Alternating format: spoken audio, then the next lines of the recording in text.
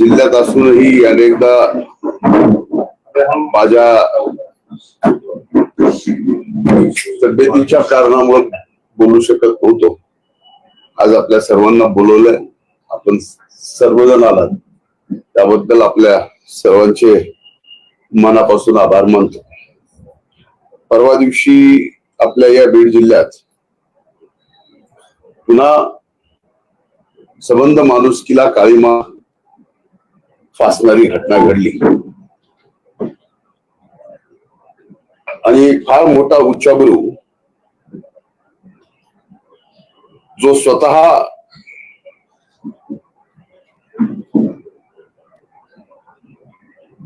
उज्ज्वला किरण नावाने coaching classes घेत होता. उमा किरण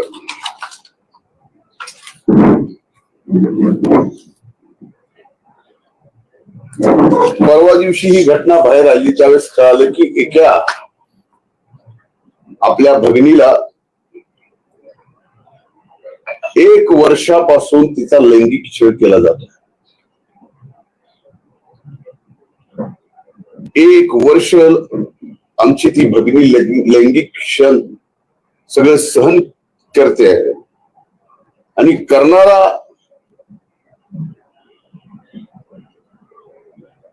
हा जो व्यक्ती आहे तो या कोचिंग क्लासचा मालक आहे.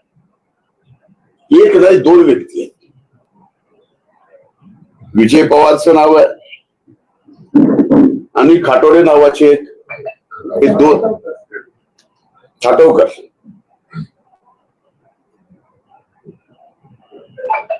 यामध्ये बऱ्याच अशा काही गोष्टी आहेत की ज्या गोष्टी आपल्याला सुद्धा अवगत असायला पाहिजे. या पवारनी अनेक छोटे छोटे क्लासेस आपल्या स्वतःच्या पैशाच्या जोरावर दबावावर या बीड जिल्ह्यातून बंद केले.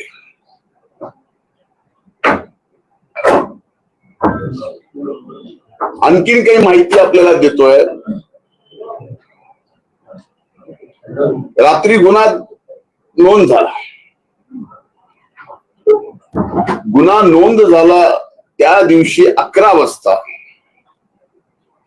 इथले स्थानिकचे आमदार संदीप क्षीरसागर या आरोपी सोबत होते.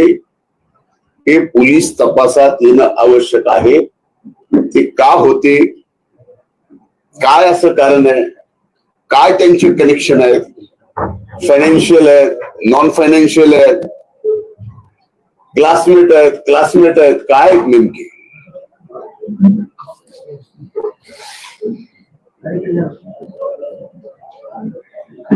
खूप दिवसापासून या गोष्टीची चर्चा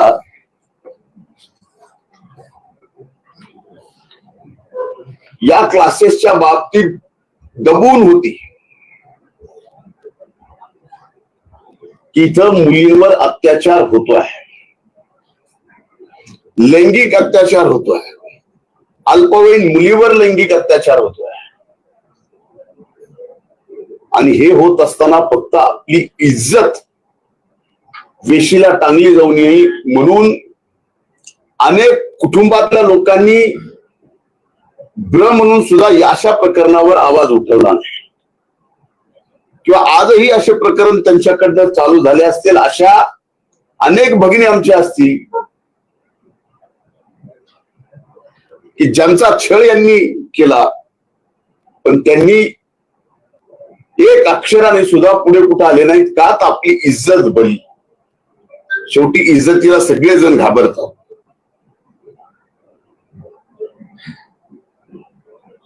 अशा माथेपुरू प्राध्यापक होऊ शकतो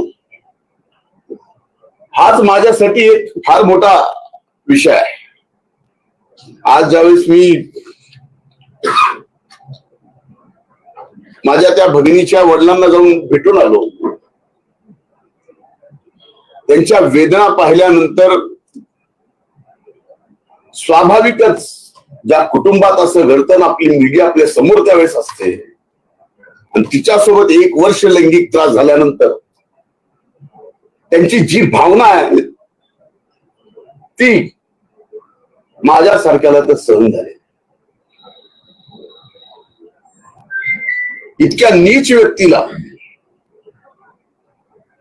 इथला आमदार शिवजयंती महोत्सवाचा अध्यक्ष करतो, म्हणजे याचे किती आतले यांचे कनेक्शन आहे याचा विचार सुद्धा आज माध्यमांनी करणं गरजेचं आहे.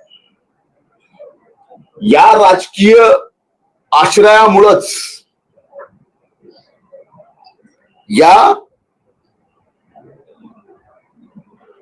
कोचिंग क्लासेस मध्ये अनेक आमच्या भगिनींचे लैंगिक शोषण केलं जातं. याच्यासाठी मी उद्या अधिवेशनाचा पहिला दिवस आहे, आमच्या भगिनीच्या त्या वडिलांनी सुद्धा ठरवलंय की मागणी करणार आहेत पोलीस अधीक्षकांकडे. आणि इथं मात्र 5,000 मुलं या कोचिंग क्लासेस मध्ये, आणि या 5,000 मुलांमध्ये किती जणांचं लैंगिक शोषण झाले, किती जण आपल्या इब्रतीला घाबरून आहेत, किती जण सोडून गेलेत. आणि याला कारण मात्र 2च व्यक्ती, आणि तिसरा व्यक्ती जो याला राजकीय आश्रय देतो. म्हणून या सर्व प्रकरणाची SIT करणं गरजेचं आहे. जे खरं आहे ते बाहेर येणं गरजेचं आहे. आणि जेवढ्या काही भगिनीवरती या नराधमानं लैंगिक अत्याचार केलाय त्याला सुद्धा पॉस्कोमध्ये फाशीची शिक्षा आहे, ती दिली गेली पाहिजे. म्हणजे या नराधमाचा असा काही प्रकार आहे की अनेक नेत्यांसोबतचे फोटो दाखवायचे आणि तो किती जवळचा आहे या पद्धतीने विषय करायचा, आणि त्यातून आपली आर्थिक बाजू सबळ करून, का हो आपल्यापैकी अनेक जणांना कदाचित माहित असेल की या कोचिंग क्लास चालवणाऱ्या पवार प्लॉटिंगचा धंदा कसा आला.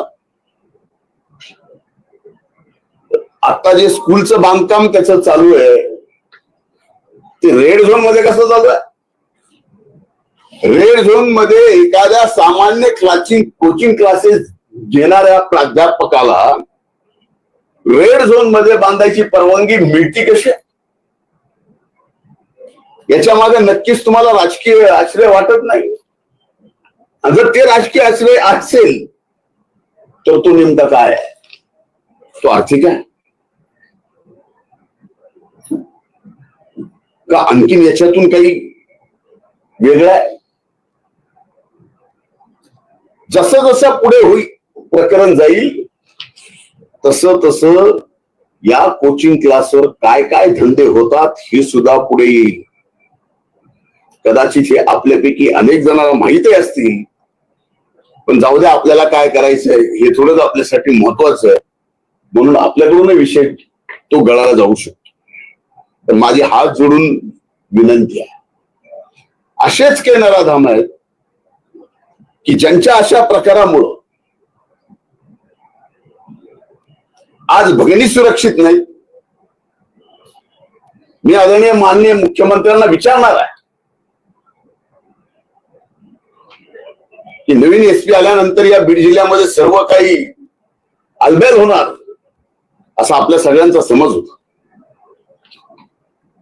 मी आदरणीय देवेंद्र भाऊला विचारणार आहे आणि त्यांच्याकडून कसल्याही परिस्थितीत या प्रकरणात SIT नेमून घेणार आहे तरच या आमच्या भगिनीला न्याय मिळेल. नाही तर रोज अशा आपल्या भगिनी आपला या नराधमांच्या हाती पडतील आणि त्यांचं सबंध आयुष्य बर्बाद करतील.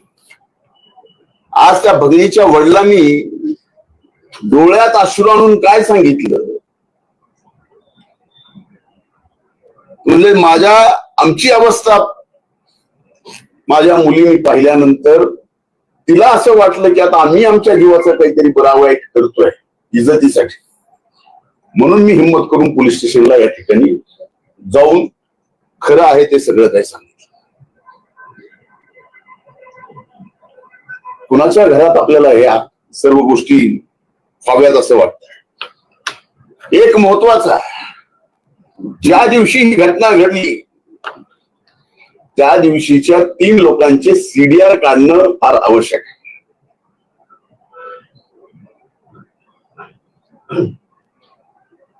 त्यात याचा जो राजकीय आश्रय देतो तो आणि हे दोन्ही प्राध्यापक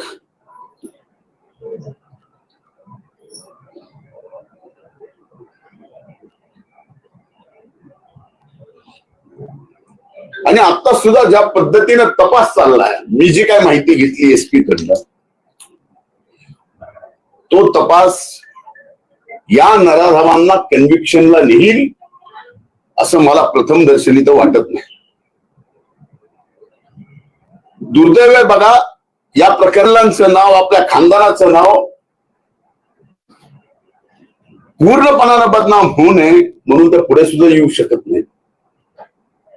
म्हणून माझी विनंती आहे की अशा नराधम, जेवढे प्राध्यापक जिम्मेदार आहेत तेवढंच त्या प्राध्यापकाला राजआश्रय देणारा सुद्धा व्यक्ती जिम्मेदार आहे.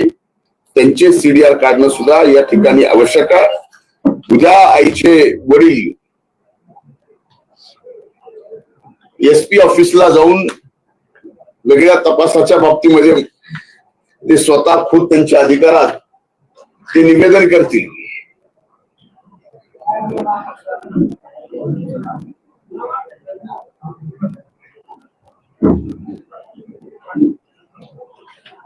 एक महत्वाची गोष्ट आहे, खर तर इथं आपल्या जिल्ह्यात ग्रामीण भागातून शिक्षणासाठी शहरात येणाऱ्या गोरगरिबांच्या लेकरांना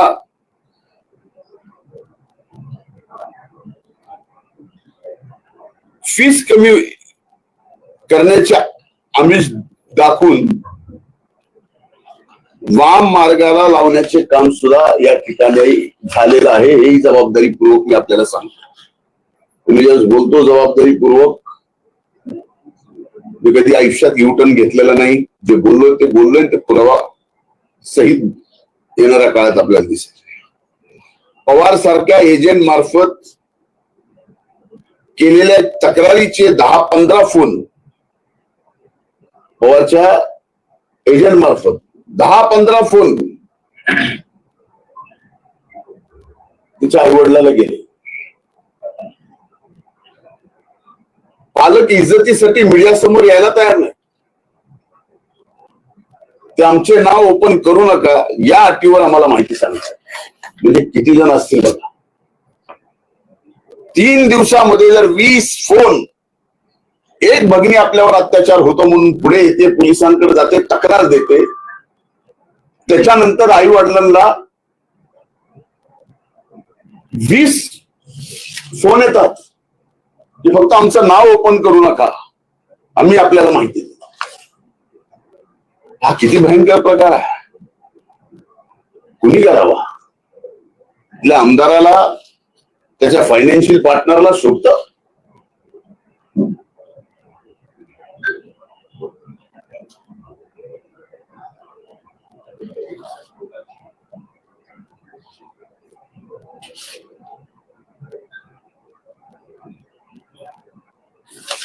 यामध्ये माझ्याकडून निवेदन संपलंय.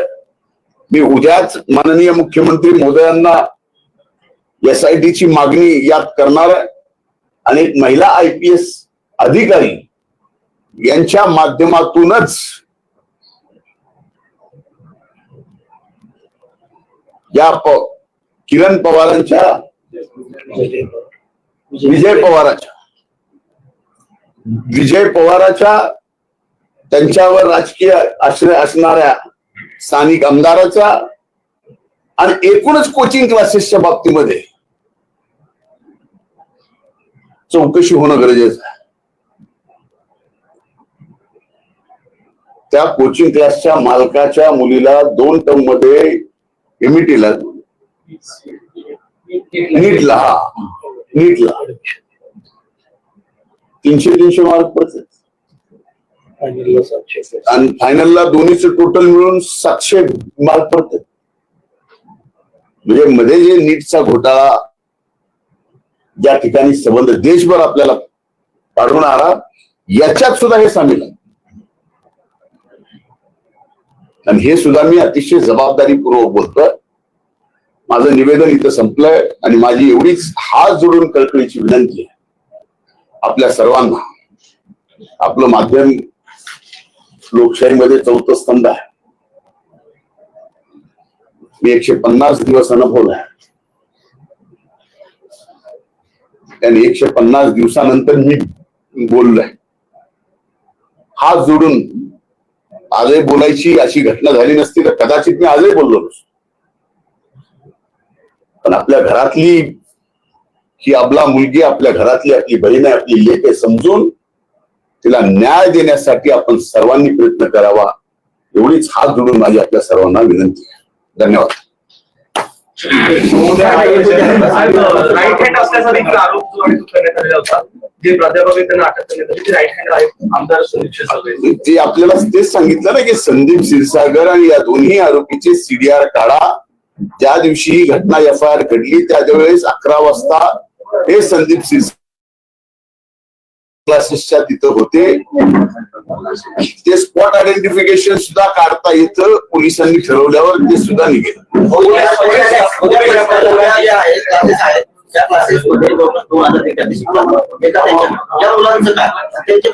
एक लक्षात घ्या, आता या मुलांचं काय आणि त्यांच्या फीसचं काय हा विषय तुम्ही विचारताय ते बरोबर आहे.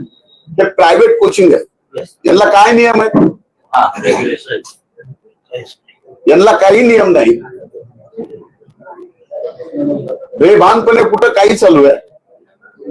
या बाबतीतही या ठिकाणी आदरणीय मुख्यमंत्र्यांना आणि आदरणीय अजितदादांना आणि शिंदे साहेबांना स्वतः सांगेल की याबाबत या अधिवेशनामध्ये तरी अशा कोचिंग क्लासेसवर कुठेतरी शासनाचा अशा प्रकारे कुठल्याही भगिनीचा लैंगिक अत्याचाराला बळी पडू नये इतकी सुरक्षा त्या कोचिंग क्लासेसमध्ये असली पाहिजे.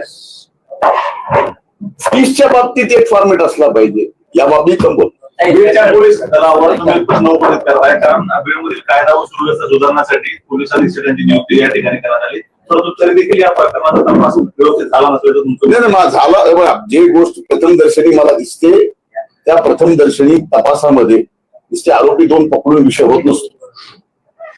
1 वर्षापासून तिचा लैंगिक अत्याचार चालू आहे याचा अर्थ हा या 2 व्यक्तीला आणि त्या मुलीलाच तो माहिती असा होत नसतो. 1 वर्ष, मग ते 1 वर्ष कोणाकोणाला माहित होतं? त्या 1 वर्षात आणखी कुणाकुणावर लैंगिक अत्याचार झाले? या मुलीला कुणी यात ढकललं? या सगळ्या गोष्टी यायला नको. त्याच्याकडे पोलीस प्रशासन कुठे पाहतं? ज्या पद्धतीनं ही अटक झाली आहे किंवा स्टेज केली गेली आहे, सीट मधले असणारे लोक पत्रकार जातात, अटक करतात, त्या सगळ्या ही अटक झालेली नाहीच आहे. ही अटक झालेली नाही, हे सरेंडर झाले. सेंट्रल गव्हर्नमेंटने ना कोचिंग क्लासेस रेग्युलेशन बिल 2024 आणलं. त्याच धर्तीवर महाराष्ट्राचं 2018चं बिल होतं, पण या क्लासेस वाल्यांनी त्याला विरोध केला. त्या बिलचा जर अभ्यास केला तर ज्या विद्यार्थ्यांना ते कोचिंग क्लास मध्ये सोडायचे त्यांची फीस पूर्ण द्यावी लागते त्या क्लास वाल्याला. हा नियम, याच्यासाठी पण आपण आवाज होतो. नक्की साहेब, ज्या दिवसापासून तुम्ही पाहत असाल की ज्या घटना समोर येत आहेत, अशामध्ये अनेक नेते जे आहेत ते बीडमध्ये आले, जे बेंबीच्या डेटापासून ओढत होते, ते मात्र या प्रकरणामध्ये कुठेही पुढे हे लक्षात घ्या. त्या प्रकरणामध्ये नेमका त्यांना न्याय कुणाला द्यायचा होता का कुणाचं फक्त मंत्रीपद काढायचं होतं? हा प्रश्न तुम्ही त्यांना विचारा. आज त्यापैकी एकही माणूस, एकही नेता एवढी मोठी घटना बीड जिल्ह्यामध्ये झालेली असताना ब्रश शब्दानं बोलत नाही, लाज नाही वाटत? अरे आमचं तर तुम्ही सगळं काय काढायचं ते सगळं काढलं ना, आम्ही गप्प राहिलो. पण एखादी बीड जिल्ह्यामध्ये आपला तिच्यावर अत्याचार होतो, ते बाहेर येतं. बाहेर आलेल्या प्रकरण नंतर पैशावाले कोचिंग क्लासेस आहेत, पण बरंच काय कोण कसं कुणावर आहे, कुणाच्या जवळचे आहेत, बोलायचं का नको, मग सगळे का सोयरे, ह्या सगळ्या गोष्टी येतात ना.